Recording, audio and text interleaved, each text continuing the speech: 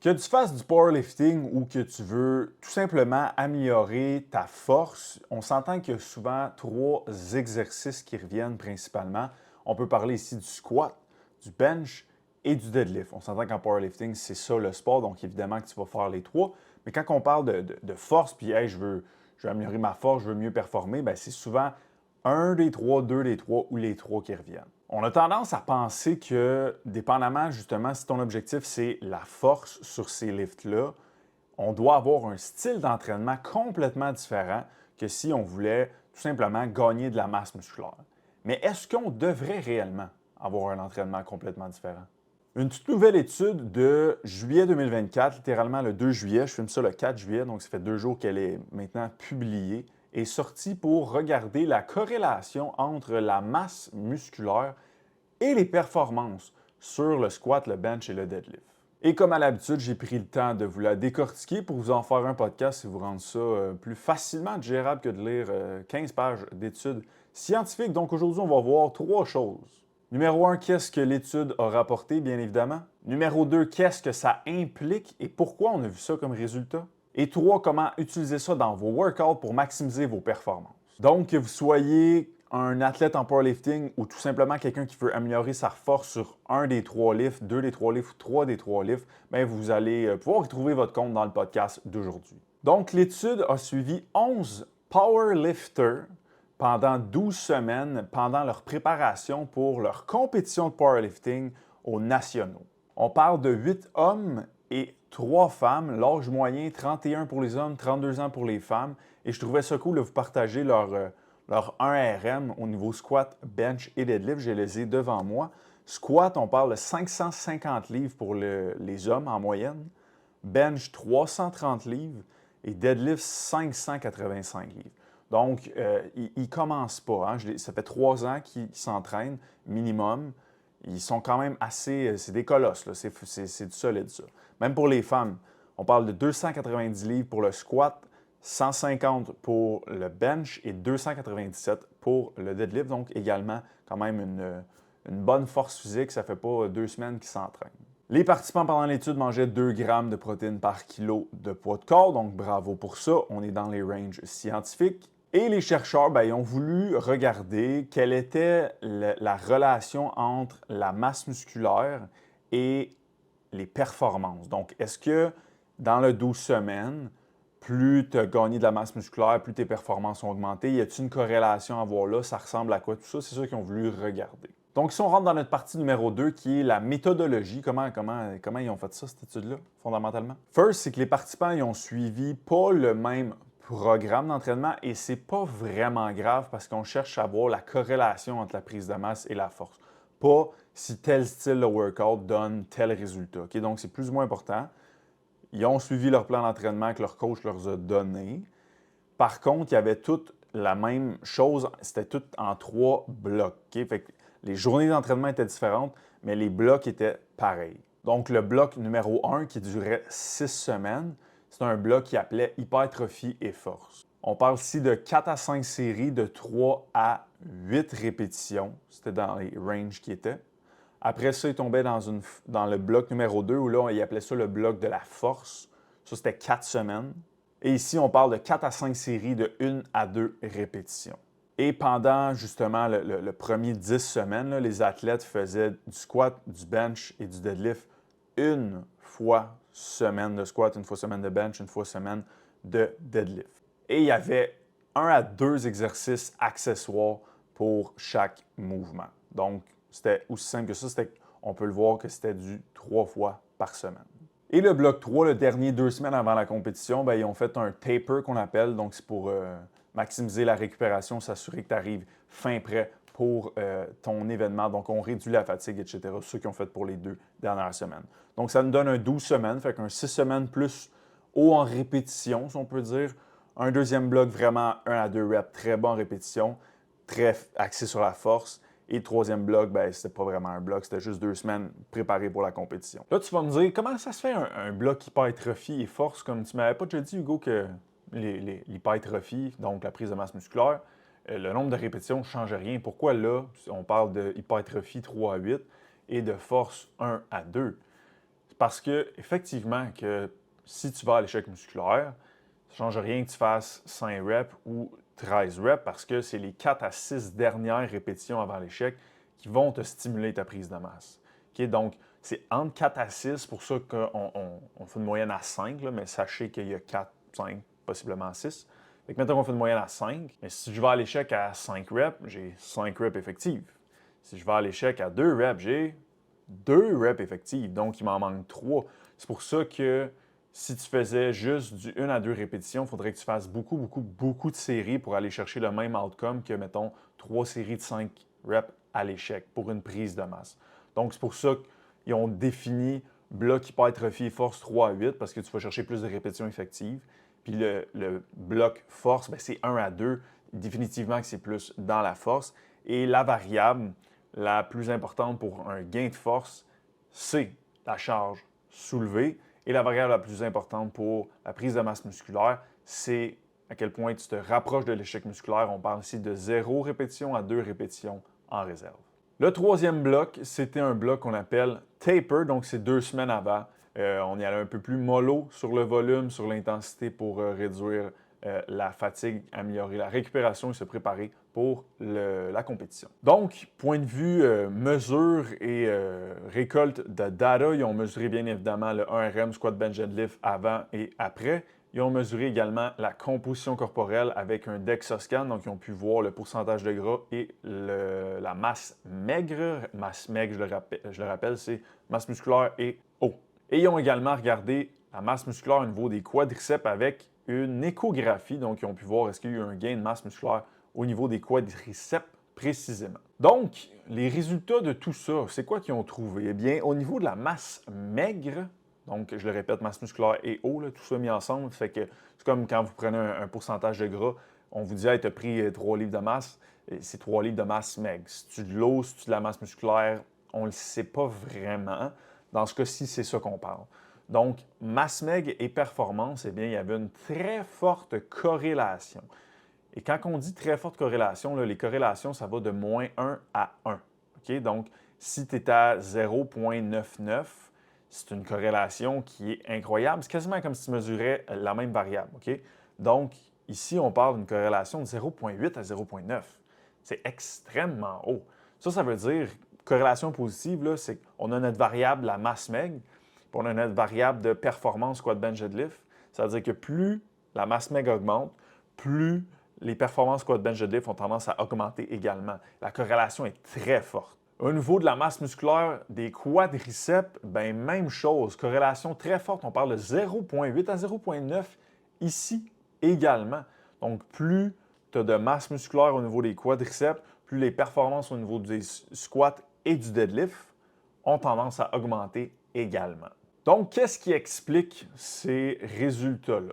C'est quand même simple et ce n'est pas la seule étude qui a démontré ça dans les dernières années que la masse musculaire avait une corrélation positive et très forte avec les performances sur le squat, le bench et le deadlift. Je tiens à ajouter une nuance par contre qu'il n'y a pas seulement la masse musculaire qui va t'aider à gagner en force. Il y a certes la masse musculaire, on vient de voir que la corrélation est très positive, mais il y a également tout ce qui est système nerveux et il y a aussi tout ce qui est valeur anthropométrique. On parle ici de la grandeur de la personne, le poids de la personne, ses leviers, quelqu'un avec des petits bras, des longues jambes, des petits fémurs, tout ça va venir jouer également.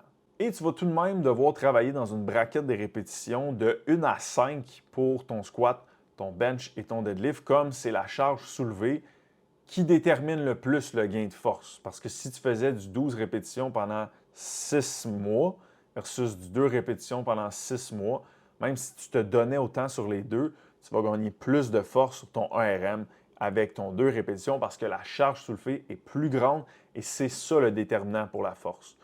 Versus pour la prise de masse, je le répète, c'est l'échec musculaire ou à quel point tu te rapproches de l'échec, donc 0 à 2 répétitions en réserve. Donc, effectivement, tu ne peux pas t'entraîner 100% pareil dans les deux cas parce qu'on voit qu'il y a une variable de « OK, mais il faut que je soulève super beaucoup de poids, mais si je suis juste dans 1 à 2 répétitions, je n'ai pas assez de répétitions effectives. Donc, comment qu'on fait ça?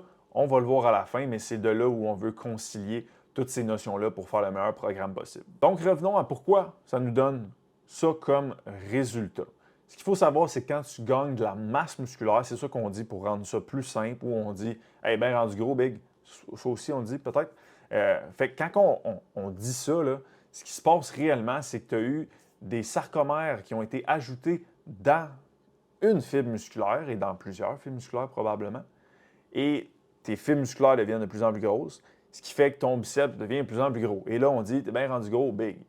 Mais fondamentalement, ce qui s'est passé, c'est qu'on a ajouté des sarcomères. Puis plus tu as de sarcomères dans ta fibre musculaire, plus tu vas pouvoir créer des ponts d'actine et myosine. Et ces ponts-là sont le moteur de la génération de force de ton muscle quand ces fibres-là sont activées.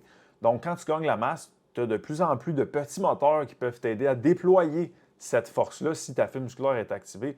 Donc, c'est assez simple à comprendre que plus il y en a, plus tu as de potentiel de produire de la force si ta fibre est activée. Pourquoi je disais dans le titre du podcast que c'est la façon la plus rapide d'améliorer ses performances? Parce que si, moi je vois ça comme un casse-tête à deux pièces. Tu as la pièce de, hey, pour gagner en force, il faut que j'utilise des charges qui sont lourdes, donc des basses répétitions sur mon squat, mon bench, mon deadlift. Mais si tu focuses juste sur ça et tu fais juste ça, tu vas gagner de la masse musculaire jusqu'à un certain point parce que tu te pousses, il y a un ralentissement involontaire, donc tu génères un haut niveau de tension mécanique, mais ton nombre de répétitions effectives n'est pas très élevé à cause que c'est du 1 à 2, mettons, ou 3. Ça, si tu avais des exercices avec du 5 reps minimum, 5 à 10 reps, bien, tu aurais déjà là une prise de masse qui est plus optimale. Fait que moi, je vois ça comme, tu as le côté, oui, force, charge, soulevé, gros lift, mais il y a le côté aussi prise de masse, puis tu veux mettre les deux ensemble, et c'est là que tu vas pouvoir déployer le plus de rapidité à laquelle tu vas atteindre ton objectif de force. Donc, first, sur ton squat bench deadlift, tu veux y aller avec du 1 à 5-6 répétitions.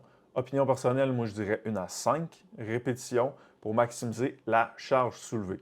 Donc, sur ton squat bench deadlift, puis les exercices accessoires de squat bench deadlift, tu pourrais rester dans cette braquette-là de reps.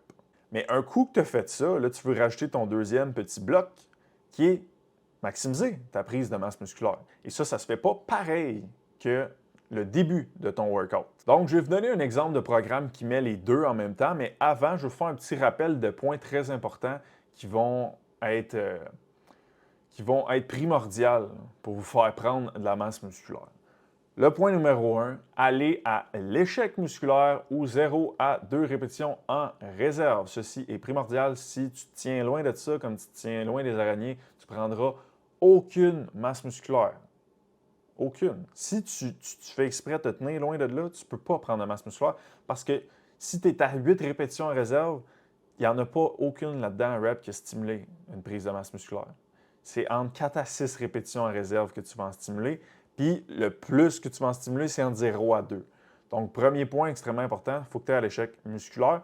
Les gens de performance et de powerlift, souvent, ils n'ont pas de la misère avec ça parce qu'ils aiment déjà ça, se pousser à fond et être all out dans le workout. C'est que c'est rarement un problème. Point numéro 2, tu veux progresser sur tes reps ou sur tes charges de semaine en semaine avec le même tempo, la même technique, le même temps de repos et placer l'exercice à la même place dans ton workout.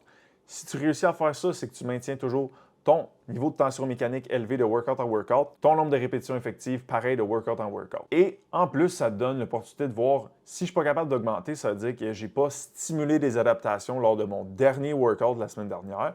Ça veut dire que j'en fais soit trop ou pas assez. Petit in, c'est rarement la deuxième réponse, c'est souvent j'en fais trop. Troisième point, tu veux t'assurer d'avoir un 3 minutes de temps de repos. Si tu veux nous écouter jaser de temps de repos pendant 2 heures sur la science, je ne me rappelle plus précisément le numéro de l'épisode du podcast, mais c'est dernièrement, on avait fait un podcast sur la science des temps de repos. Fait que troisième point, avoir un 3 minutes de temps de repos. Point numéro 4, tu veux t'assurer d'avoir des exercices qui t'offrent un maximum de stabilité pour que tu puisses vraiment aller à l'échec musculaire et recruter le muscle précis que tu veux recruter. Point numéro 5, tu veux manger 1 gramme de protéines par livre de poids de corps. Point numéro 6, tu veux un surplus calorique, mais pas trop gros, juste assez pour prendre le maximum de masse, un minimum de gras. Surtout si tu veux faire de la compétition de powerlifting, tu ne veux pas prendre trop de poids pour peut-être te faire sortir de ta classe de poids. Point numéro 7, tu veux bien doser tout ce qui est fatigue inutile. Donc ici, on peut parler de la fréquence d'entraînement. Je te conseillerais de garder ça dans du 4 à 5 fois semaine. On peut parler ici du nombre de répétitions. Je te conseillerais de garder ça entre 5 à 10 répétitions. Et autre point, le nombre de séries, je te conseillerais de garder à 2 à 5 séries à l'échec musculaire par groupe musculaire par workout. Point numéro 8, dormir ton 8 heures. Et point numéro 9, sois patient. Si tu fais tous ces points-là pendant 12 mois, tu es constant, day in, day out, je te le garantis que même s'il y a des petits points à gauche à droite qui ne sont pas trop optimisés, l'ordre d'exercice, puis là, j'ai-tu pris mon jus, puis je te garantis que si tu fais ces affaires-là, tu vas gagner de la masse. Bon, maintenant, exemple de programme, comment concilier toutes ces affaires-là. Et je tiens à dire, c'est basé sur personne. À la seconde que j'aurais une info sur quelqu'un, tout ça pourrait changer. L'ordre des exercices, le nombre de séries à l'échec, le temps de repos peut-être, le nombre de reps, presque pas, honnêtement. Mais ça serait vraiment plus sur l'ordre des exercices, le choix des exercices, peut-être les temps de repos, le split, name it. Mais ça peut vous donner une petite idée comment structurer ça avec ce qu'on sait de la science pour gagner de la force. Premier exercice pour une journée de haut du corps, bench press, 3 séries de 3 répétitions avec une répétition en réserve sur la première, 2 répétitions en réserve sur les 2 autres séries et 3 à 5 minutes de repos. Deuxième exercice, close grip bench, donc bench accessoire, 3 séries de 5, 1 à 2 répétitions en réserve sur chaque série, 3 à 5 minutes de repos. Après ça, on bascule dans la phase plus prise de masse musculaire du workout. Overhead press à la machine, 2 séries à l'échec, 5 à 10 répétitions, 3 minutes de temps de repos. Quatrième exercice, lateral raise machine, 2 séries à l'échec, 5 à 10 répétitions, 3 minutes de temps de repos. Et le dernier, dip machine pour les triceps, 2 séries à l'échec, 5 à 10 répétitions, 3 minutes de temps de repos. Ou on peut regarder un exemple au niveau du bas du corps. On aurait un squat, 3 séries de 3 répétitions, 1 arrière sur la première, 2 arrière sur les 2 autres séries, 3 à 5 minutes de temps de repos. Notre deuxième exercice, on aurait une variante pour notre sumo, donc pause sumo deadlift, 3 séries de 3 répétitions, 1 à 2 arrière sur chaque série, 3 à 5 minutes de temps de repos. Et encore là, on bascule dans notre prise de masse. Hack squat machine, 2 séries à l'échec, 5 à 10 répétitions, 3 minutes de temps de repos. Leg curl assis, 2 séries à l'échec, 5 à 10 de répétitions, 3 minutes de temps de repos. Et notre dernier exercice, hip thrust machine, 2 séries à l'échec, 5 à 10 répétitions, 3 minutes de temps de repos. Donc voilà comment vous pourriez concilier les deux. C'est sûr que plus vous allez vous rapprocher peut-être d'une compétition, là, on peut modifier ça, là, mais pour grossièrement comme ça, vous puissiez plus regarder ça froidement, ceci serait un bel exemple de plan pour développer le maximum de force, comme on a au début notre bloc plus charge soulevée sur notre Big Tree. Et après, on bascule pour maximiser la prise de masse musculaire, comme on a vu aujourd'hui qu'il y avait une corrélation très forte, hein? 0,8 à 0,9, c'est quand même assez élevé. Donc voilà, c'est tout pour aujourd'hui. J'espère encore une fois que ça a été bon pour vous autres et que vous puissiez amener ça dans vos workouts et maximiser vos performances. Et encore une fois, si vous avez apprécié, tout ce que je vous demande, un petit 5 étoiles Spotify, 5 étoiles Balado. Et nous, on se revoit la semaine prochaine, mercredi, 5 h. Bye!